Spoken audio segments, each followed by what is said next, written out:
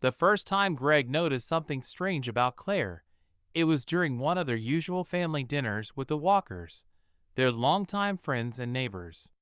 Claire had always been animated at these gatherings, laughing at jokes, sharing stories about her day, and playfully teasing Greg about his love for overcooking steaks. But that night, she was different, quieter, distracted, her phone never leaving her side. As the evening wore on, Greg couldn't shake the feeling that Claire wasn't entirely present. Her laughter seemed forced, and she kept checking her phone under the table, her fingers moving quickly over the screen. "Everything okay?" Greg asked quietly as they cleared the dishes. "Fine," Claire replied too quickly, avoiding his gaze. "Just work stuff. You know how it is." Greg didn't press further. Claire had always been ambitious, her job as a marketing director keeping her busier than most. But the unease lingered. It wasn't like her to be so distracted, especially during one of their rare evenings off together. That night, after they got home and Claire went to bed early, Greg stayed up thinking. He couldn't put his finger on it, but something about her behavior felt off. In the weeks that followed, the distance between them grew. Claire began coming home later than usual, her excuses vague and hurried. Greg tried to brush it off at first. She had always been dedicated to her career, often working late to prepare for big presentations. But soon, it became harder to ignore the signs. She started dressing up more for work, wearing makeup and perfume she hadn't bothered with in years. She became unusually protective of her phone, keeping it on silent and taking it with her everywhere, even to the bathroom. Greg tried to convince himself he was imagining things, that he was just being paranoid. But the doubts continued to gnaw at him. One evening, while Claire was in the shower, Greg's curiosity got the better of him. Her phone was on the nightstand, and for the first time in their 10 years of marriage, he considered looking through it. But he couldn't bring himself to do it. He hated the idea of violating her privacy, even if his gut was telling him something was wrong. Instead, he put the phone back where he found it and decided to confront her directly. The opportunity came sooner than expected. A week later, during another dinner with the Walkers, Claire excused herself halfway through the meal, claiming she had to take an important work call. Greg watched as she stepped out onto the patio, her phone pressed to her ear, her voice low and hurried. "She's been acting strange lately," Greg admitted to Adam, the Walkers' oldest son, who was home visiting from college. Adam raised an eyebrow. "You think something's going on?" "I don't know," Greg said, frowning. "But she's been distant, different, and I can't shake the feeling that she's hiding something." Adam hesitated before speaking. "You might not want to hear this, but I saw her the other day, at that cafe on Elm Street. She was with some guy. I didn't think much of it at the time, but—" Greg's chest tightened. "What guy?" "I don't know," Adam said, shrugging. He was tall, blonde. They looked close. Greg didn't sleep that night. Adam's words played on repeat in his mind, feeding the doubts he had been trying so hard to suppress. By the next morning, he knew he couldn't ignore it any longer. After Claire left for work, Greg decided to take matters into his own hands. He drove to the cafe Adam had mentioned and asked the barista if she remembered seeing Claire. "Oh yeah," the barista said, nodding. "She comes in here a lot with this guy. They usually sit in the corner booth. Real cozy, you know?" Greg's stomach churned. "Did you happen to catch his name?" "Not really," she said, frowning in thought. "But I think he left his jacket here once. There was a name tag inside, Elliot something." Greg's hand shook as he pieced the puzzle together over the next few days. He found himself becoming obsessed, searching for clues, tracking Claire's behavior with a level of scrutiny that made him feel like a stranger in his own life. Then, one evening, the unexpected happened. As he sat in his car outside the cafe, watching and waiting, a woman approached him. She was tall and striking, her expression unreadable. "Greg, right?" she asked, her voice calm but firm. Greg blinked in surprise. "Yeah. Do I know you?" "No," she said, her tone clipped. "But I know your wife. And I think we need to talk." Greg's heart pounded as he stepped out of the car, facing the stranger who had so abruptly called out his name. She crossed her arms, her expression resolute but tinged with something softer. Sympathy, perhaps? "I'm Amelia," she said. "I think our lives have just gotten intertwined." Greg frowned, unsure of what to say. "How do you know my wife?" Amelia sighed, glancing around the quiet street. "I'd rather not talk out here. Do you have a moment? There's a coffee shop around the corner." His instinct was to refuse, to turn away and leave, but something in Amelia's tone, firm but not unkind, stopped him. He nodded, and they walked in silence to a small cafe, the kind of place Greg and Claire might have visited years ago, back when their marriage still felt uncomplicated. Once they were seated, Amelia leaned forward, clasping her hands tightly together. "Your wife is having an affair," she said bluntly. Greg's stomach sank. "And you know this how?" "Because my husband is the one she's having it with," Amelia replied, her voice steady but edged with anger. The words hit Greg like a punch to the gut. He stared at her, his mind racing. "Elliot," he said quietly, piecing it together. "Yes," Amelia confirmed. "I don't know how long it's been going on, but I found out about a month ago. I didn't want to believe it at first, but, well, I have proof." She pulled her phone out of her bag, tapping on the screen before sliding it across the table. Greg's eyes locked on the display, and his breath caught in his throat. Photos of Claire and Elliot filled the screen, holding hands at the cafe, laughing over drinks, kissing in the parking lot. "I hired a private investigator," Amelia explained.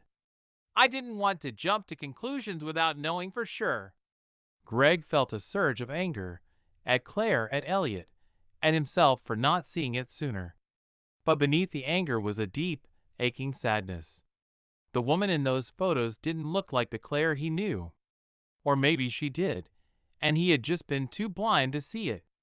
Amelia sat silently as Greg processed the photos, her expression unreadable.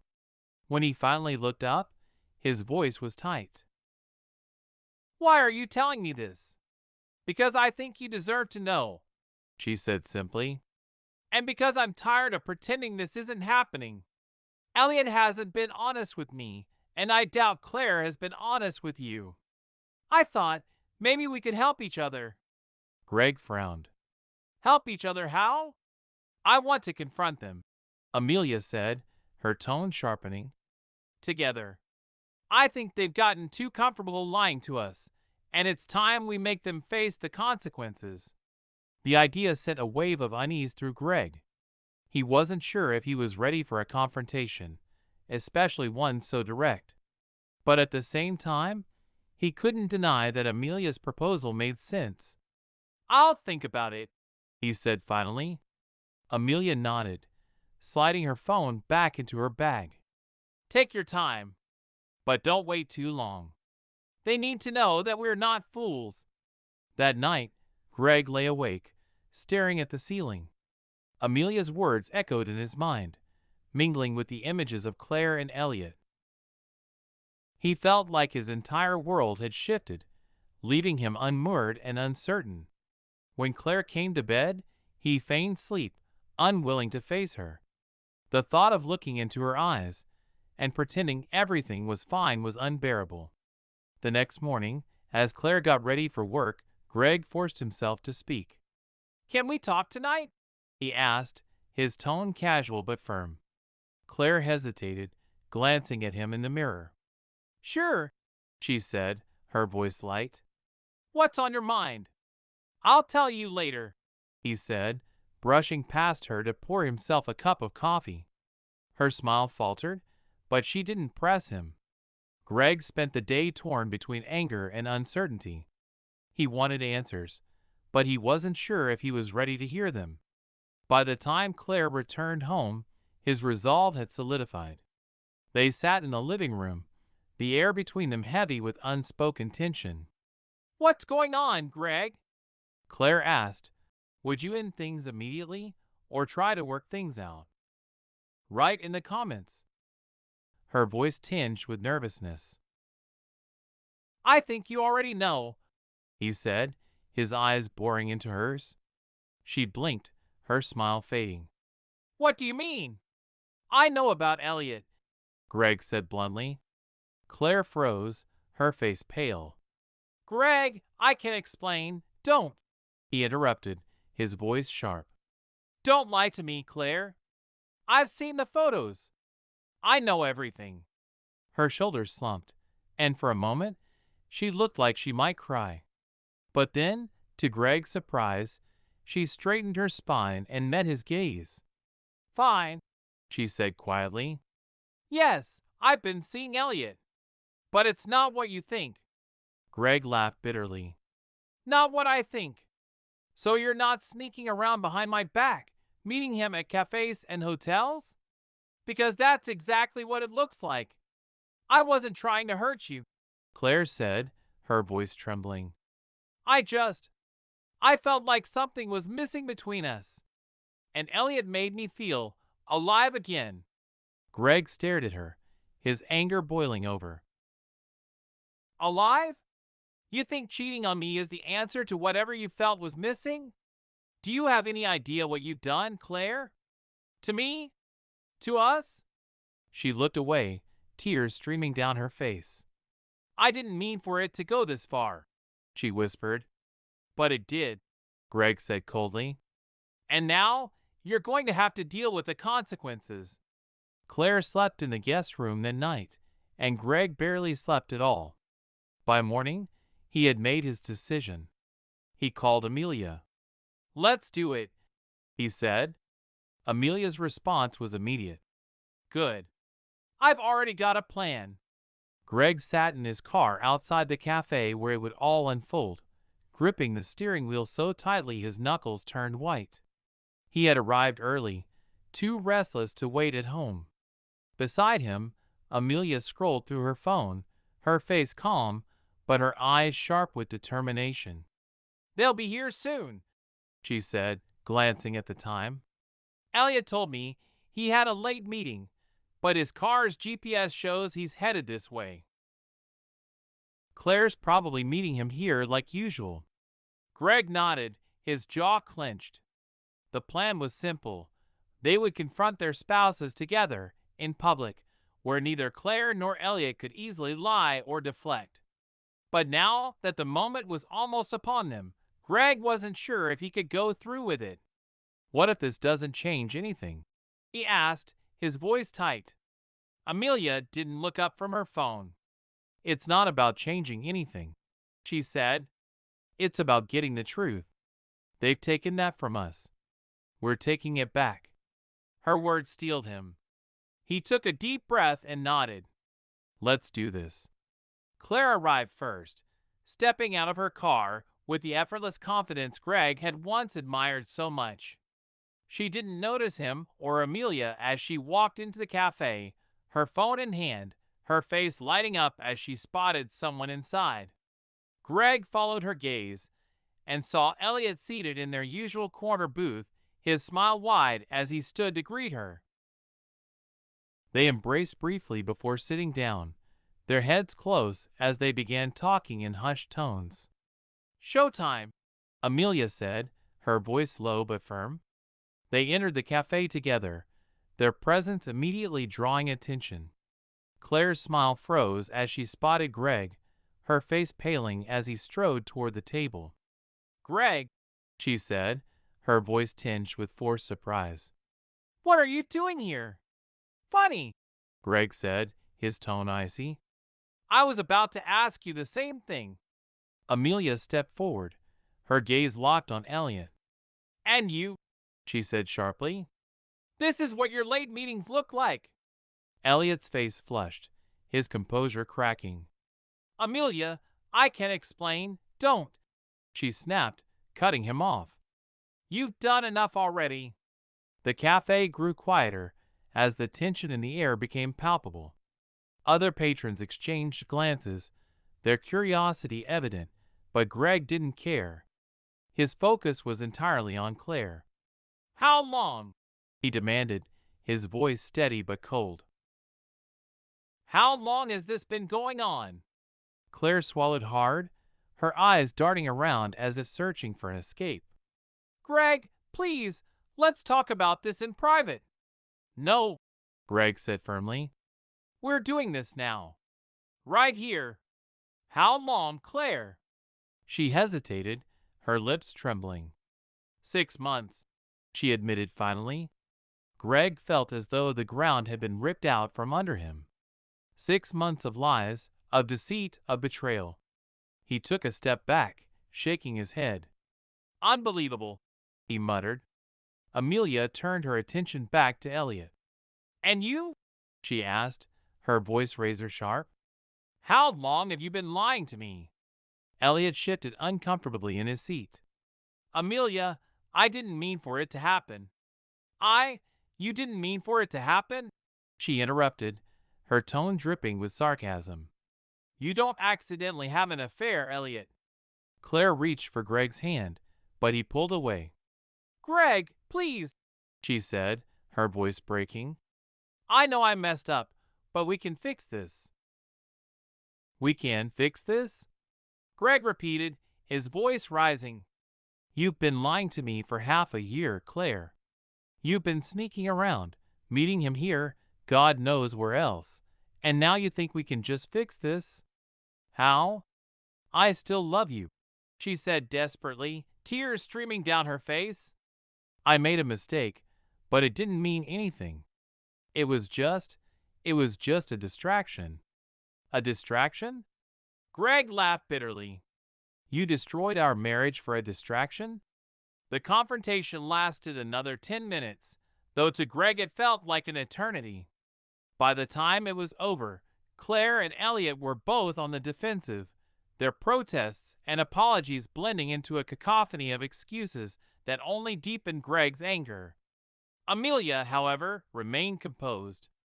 As they walked out of the cafe together, leaving their spouses behind, she turned to Greg and said, Now comes the hard part. What's that? Greg asked, his voice heavy with exhaustion. Deciding what to do next, she said simply. That night, Greg sat alone in the living room, staring at a photo of him and Claire from their wedding day. They looked so happy, so full of hope for the future. He wondered how they had gotten to this point, how the woman he had loved so deeply could betray him so completely. Claire was upstairs, having retreated to the guest room after they returned home. She had tried to talk to him, but Greg had shut her down, unable to stomach another word. His phone buzzed, breaking the silence. It was a message from Amelia. I know today was hard, but you handled it better than I did when I found out. Let me know if you need to talk. Greg stared at the message for a long moment before typing a reply. Thanks. I don't know what's next, but I appreciate your help. Her response came almost immediately. One step at a time. In the days that followed, Greg struggled to find clarity. Claire begged for forgiveness, promising to cut ties with Elliot and do whatever it took to rebuild their marriage. But Greg wasn't sure if he wanted to rebuild, or if there was anything left to rebuild. Amelia reached out a few times, offering support and sharing her own experiences. Her honesty was refreshing, and for the first time in weeks, Greg felt like he wasn't alone. One evening, as he sat in the backyard, staring up at the stars, Claire joined him. She sat down quietly, her presence tentative. I don't know what else to say, she admitted, her voice trembling. But I love you, Greg. I never stopped loving you. Greg sighed, running a hand through his hair. Love isn't enough, Claire. Not anymore. Then what is? She asked desperately. Tell me what I can do to fix this. I don't know, he said honestly. But I do know this. You need to prove to me that you're worth trusting again. And that's going to take time. A lot of time. Claire nodded, tears streaming down her face. I'll do whatever it takes. We'll see, Greg said quietly. Greg's decision to remain in the house while he sorted through his feelings was met with mixed emotions. Claire seemed grateful for the chance to prove herself, though her every action carried the weight of her guilt. Meanwhile, Greg couldn't decide whether his staying was an act of hope or a refusal to admit defeat.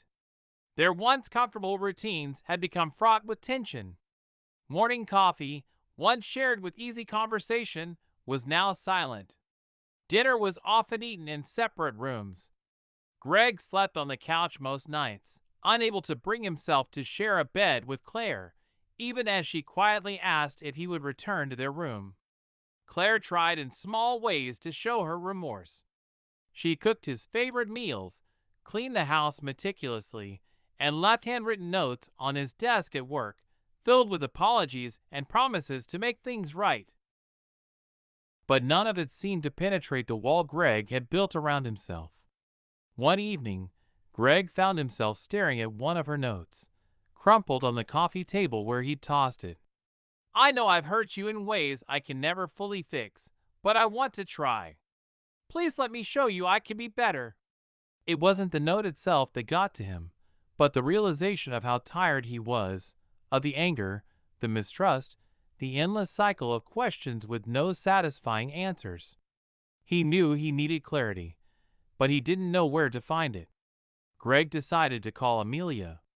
Their shared pain had forged an unlikely bond, and he found her perspective comforting in a way Claire's apologies never could be.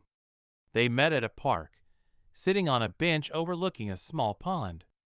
How are you holding up? Amelia asked, sipping her coffee. Greg shrugged. Not great. I'm still stuck. Claire keeps trying to make things right, but I don't even know if I want her to. How do you come back from something like this? Amelia stared at the water for a moment before responding. You don't come back, she said. Not really. What you had before is gone. The question is whether you can build something new, or if it's even worth trying. Greg nodded slowly. Have you decided what you're going to do with Elliot? I filed for divorce last week, Amelia said, her tone matter of fact. I thought about trying to work things out, but I realized I'd never be able to trust him again. And without trust, there's no foundation to rebuild on. Her words hit Greg harder than he expected. He had been clinging to, would you end things immediately or try to work things out? Write in the comments. The hope that trust could be rebuilt, that with enough time and effort, the pain could be smoothed over. But hearing Amelia's perspective made him wonder if he was fooling himself. You think I should leave Claire? He asked quietly. I think only you can answer that, Amelia said. But whatever you decide, make sure it's for the right reasons. Don't stay out of guilt or leave out of anger. Stay if you think there's something worth saving. Leave if you know there's not. That night, Greg sat in the living room, staring at the wedding photo that hung on the wall. He remembered the joy of that day, the certainty that he and Claire were building something unshakable. It felt like a lifetime ago. Greg? He turned to see Claire standing in the doorway, her face hesitant. She looked smaller somehow, as though the weight of her guilt had physically diminished her. Can we talk? She asked. He nodded, gesturing for her to sit. She hesitated before perching on the edge of the armchair across from him. I know I've said this before, but I need to say it again. I'm sorry, Greg. For everything.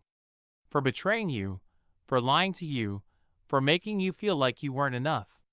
You are enough. You've always been enough. Greg remained silent, his expression unreadable. I know words don't mean much right now, Claire continued, her voice trembling. but I want to back them up with actions. I'm willing to go to counseling, to cut all ties with Elliot, to do whatever it takes to earn back your trust. Why now? Greg asked, his voice low. Why do you want to fight for this now, when you didn't care enough to fight for it before? Claire's eyes filled with tears. Because I was stupid, she said. I thought I needed excitement, something new. But I didn't realize what I had until I almost lost it. Greg, I love you. I always have. And I'm begging you to give me a chance to prove that. Greg sighed, leaning back in his chair. Love isn't enough, Claire. It hasn't been for a long time. Trust, respect, honesty. That's what makes a marriage work. And you threw all of that away. I know, she said softly. But if there's even a small part of you that thinks we can rebuild, I'll do whatever it takes. Over the next few weeks, Greg and Claire began attending counseling together. Their sessions were raw and painful, forcing them to confront the deep fractures in their marriage. In one session, the counselor asked Greg what he needed to feel safe in the relationship again. I need transparency, he said. Complete transparency. No more secrets, no more lies. And I need to see that she's willing to put in the work, not just for me, but for herself. Claire nodded, her expression earnest. I'm willing, she said. The counselor turned to her. And what do you need, Claire? Claire hesitated, her voice barely above a whisper. I need him to believe that I can change. I know it won't happen overnight, but I need him to give me the chance to prove myself. The journey was far from smooth.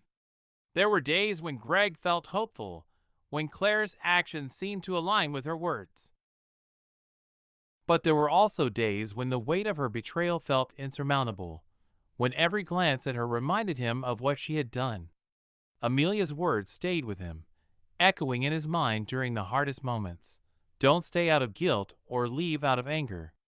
One evening, after a particularly difficult counseling session, Greg sat alone on the back porch, a glass of whiskey in hand.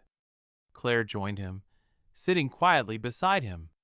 I know I've hurt you in ways I can never fully repair, she said. But I'm not giving up on us. I can't. Greg stared at the horizon, the weight of his decision pressing down on him. I'm not ready to forgive you, he said finally. But I'm willing to keep trying. For now. Claire nodded, her eyes glistening with tears. That's all I can ask for. As they sat together in the fading light, Greg realized that while the road ahead would be long and uncertain, he wasn't ready to give up just yet. The days stretched into weeks, and Greg and Claire's attempt at rebuilding their marriage felt like navigating a fragile truce. Each interaction carried the weight of unspoken questions, and their counseling sessions revealed wounds both old and new. Greg's mistrust lingered like a shadow. Claire had cut all ties with Elliot, changed her phone number, and even shared access to her devices to prove she had nothing to hide. Yet Greg found himself scrutinizing her every move, waiting for another crack to appear. It wasn't until their counselor, Dr. Harlow, addressed Greg directly during a particularly tense session that he realized how much his mistrust was holding them back. Greg, Dr. Harlow said gently, I can see how much pain you're in, and I know it's hard to let go of that pain. But if you're going to stay in this marriage, if you're going to try to rebuild, you have to start trusting Claire's actions. She's shown you her commitment. The question is, can you believe her? Greg hesitated, his throat tightening. I don't know, he admitted. I want to, but it's not that simple. No, it's not, Dr. Harlow agreed. But trust is a choice. It's not something Claire can rebuild on her own. It has to be something you allow yourself to feel again. Otherwise, you're both stuck. The word stayed with Greg long after the session ended. That night, he sat alone in the living room, staring at the wedding photo Claire had begged him not to take down. In the photo, her face radiated joy and hope, emotions he hadn't seen in her for a long time. Trust is a choice, he murmured to himself, the words feeling both impossible and necessary. Claire, for her part, was relentless in her efforts to prove her sincerity. She attended individual therapy sessions to address her actions and the insecurities that had led her to cheat. She apologized to Greg repeatedly, but she also began focusing on actions rather than words. One Saturday morning, Greg found her in the kitchen, kneading dough for bread, a hobby she had abandoned years ago. "You're baking?" he asked, his tone tinged with surprise. She glanced up, her hands dusted with flour. "Yeah, I thought it might be nice to have something homemade for breakfast." Greg leaned against the doorway, watching her. It was such a small thing, but it reminded him of the Claire he had fallen in love with, the one who found joy in simple pleasures, who used to bake for him on lazy weekends. For the first time in weeks, he felt a flicker of hope. Their progress wasn't linear. There were moments when Greg's anger resurfaced, sharp and sudden, triggered by an innocent comment or a fleeting memory. But each time, Claire met his anger with patience, refusing to let it drive a wedge between them. One evening, as they sat on the back porch, Greg finally voiced a question that had been gnawing at him. "Why didn't you come to me?" he asked, his voice quiet but heavy. "Why didn't you tell me you were unhappy?" Claire sighed, staring at the horizon. "I don't know," she admitted. "I think I was afraid. Afraid you wouldn't understand. Afraid it wouldn't change anything. And then, when I met Elliot, it felt like an escape. But it wasn't real, Greg. It was a fantasy, and I should have seen that from the start." Greg nodded slowly. "I needed to hear that," he said. Claire turned to him, her eyes glistening with unshed tears. "I know I don't deserve your trust, Greg, but I want to earn it, however long it takes." Months passed, and gradually, the tension between them began to ease.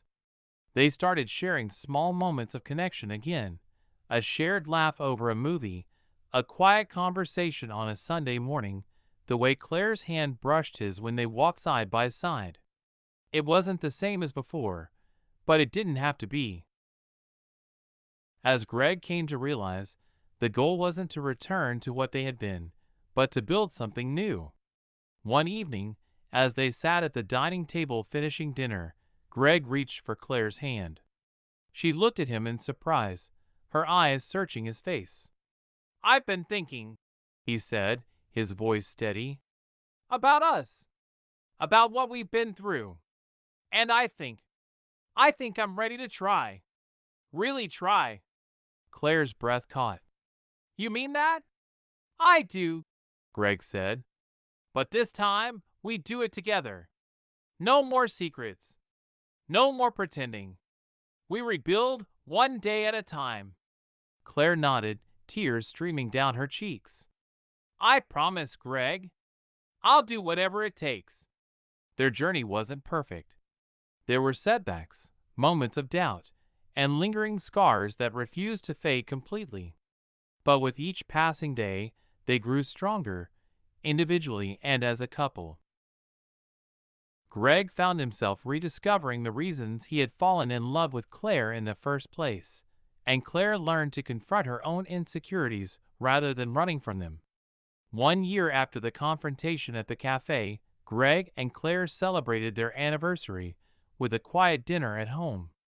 As they raised their glasses to toast, Greg smiled at her, a genuine, unguarded smile that made Claire's heart swell.